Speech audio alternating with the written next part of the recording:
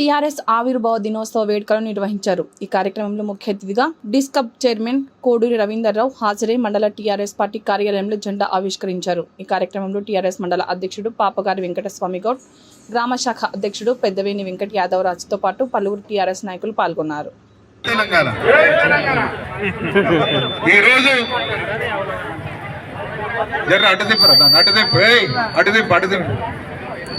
మనకి ఎదురుగా పెట్ట బస్ బస్ కొద్దిగా ఇడిది బస్.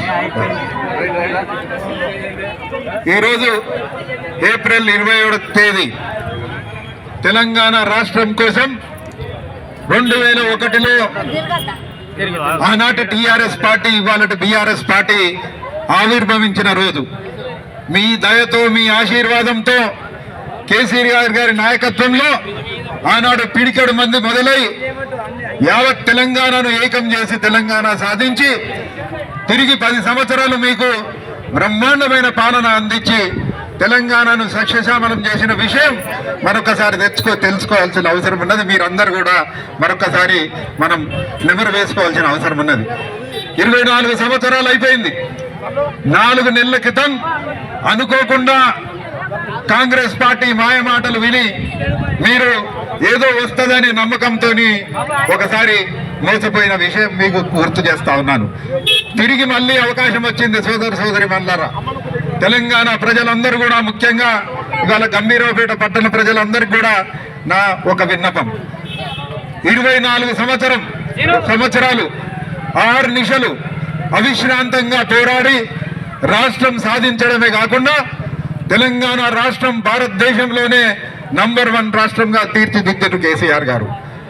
కానీ ఈ మాయ మాటల వల్ల ఇంకా ఏదో వస్తుంది. కేసీఆర్ గారు సార్ అన్ని ఇచ్చిండు, మనకు నీళ్లు, కరెంటు, కావలసినంత అన్ని సౌకర్యాలు కల్పించిండు. కాంగ్రెస్ ఇంకా వేరే హామీలు ఇస్తా ఉన్నది, చూద్దాం వీళ్ళు ఏం చేస్తారని మీరు ఒకసారి ఆలోచించి ఓటేసారు. మేము తప్పు పడతలేం సోదరి మల్లారా, అవకాశం ఇచ్చిండ్రు, పర్వాలేదు. ఒక 10 సంవత్సరాలు మేము పాలన చేసినాం.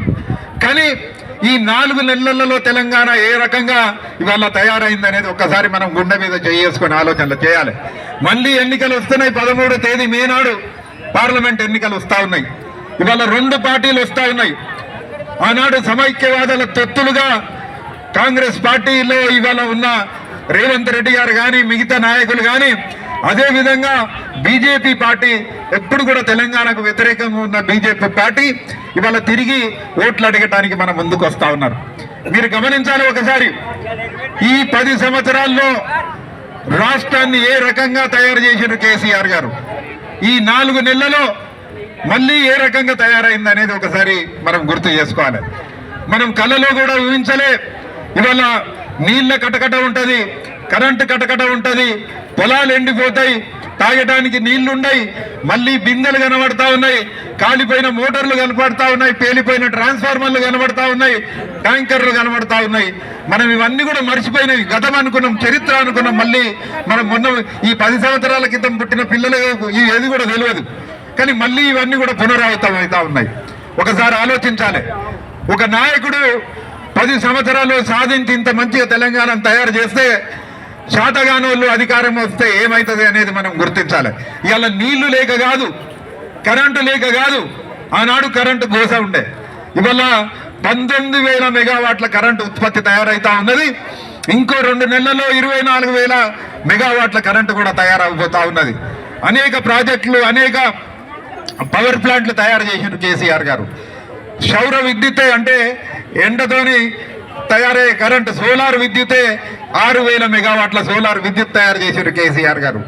మన కోసం నీళ్ల గురించి ఆలోచన చేసి, రైతాంగం, తెలంగాణ ప్రజానికం కొట్టిమిట్టాడుతున్న పరిస్థితుల్లో రాష్ట్రం ఏర్పడ్డాక తెలంగాణను ఏ రకంగా తీర్చిదిద్దాలని రాకముందే ఒక ప్రణాళిక రూపొందించుకొని, ఎందుకంటే మనం అందరం చూసినాం 2001 తర్వాత వరుస కరువులతోని మన పిల్లలందరూ కూడా బతుకుదెరువు కోసం పుట్ట చేతులు పట్టుకొని గల్ఫ్ దేశాలు, దూర దేశాలు పోయినరు.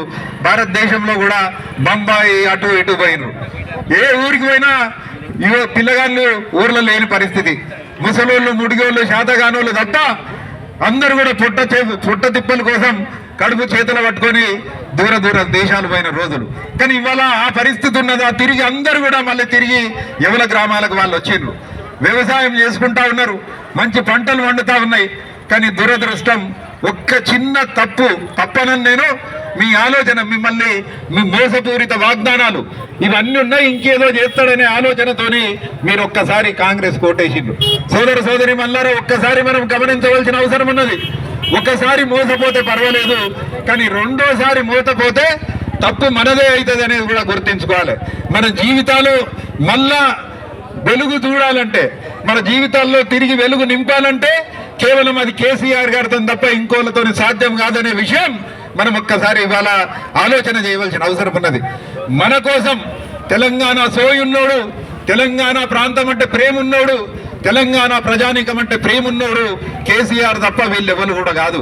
ఆనాడు వీళ్ళు తెలంగాణ కోసం పోరాటాలు చేసినాడు, వీళ్ళందరూ కూడా కాళ్ళల్లో కట్టబెట్టినోళ్ళే.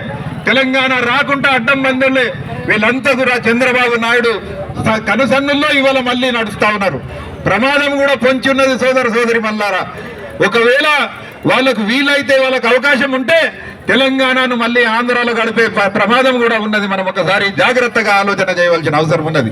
కాబట్టి తిరిగి మళ్ళీ మనకు అవకాశం వచ్చింది. ఇవాళ ఓట్లు అడిగేటోళ్ళు మాయ మాటలు చెప్పి, దొంగ మాటలు చెప్పి ఇవాళ మళ్ళీ వస్తా ఉన్నారు. 100 రోజుల్లో ఎన్నో చేసి చూపెడతా అన్నాడు, ఇవాళకి 150 రోజులైంది, ఏమి కూడా కాలేదు. పెన్షన్లు, ఒక నెల పెన్షన్ కూడా ఎగ్గొట్టింది. ఇచ్చే 2000 పెన్షన్ 4000 చేస్తా అన్నాడు, కానీ జనవరి నెలల్లో పెన్షన్ కూడా ఎగ్గొట్టిరు. రైతు బంధు ఇప్పటికి కూడా పూర్తిగా కాలేదు. అదే విధంగా రుణమాఫీ అన్నాడు, 1 లక్ష కాదు, మీరు జల్దీ పోయి బ్యాంకు పోయి 2 లక్షలు తెచ్చుకొని డిసెంబర్ 9 నాడు రుణమాఫీ చేస్తా అన్నాడు. రుణమాఫీ కాదు కదా, అటాంకల దిక్కు కూడా చురికి తెస్తలేడు. ఎవరైనా రుణమాఫీ ఏమైందంటే నీ అవ్వ చెప్పుతోని కొడతా అని అంటా ఉన్నారు. మిమ్మల్ని చీల్చి చెండాడి పేగులు మెడలేసుకుంటా మీ కళ్ళ గుడ్లు వీకి పారేస్తా అని అంటా ఉన్నాడు అడిగిన వాళ్ళని. ఇది వాళ్ళ రాజ్యం, ఇది వాళ్ళ అరాచకం. ఇదివరకు ఎట్లుండే? ఇదివరకు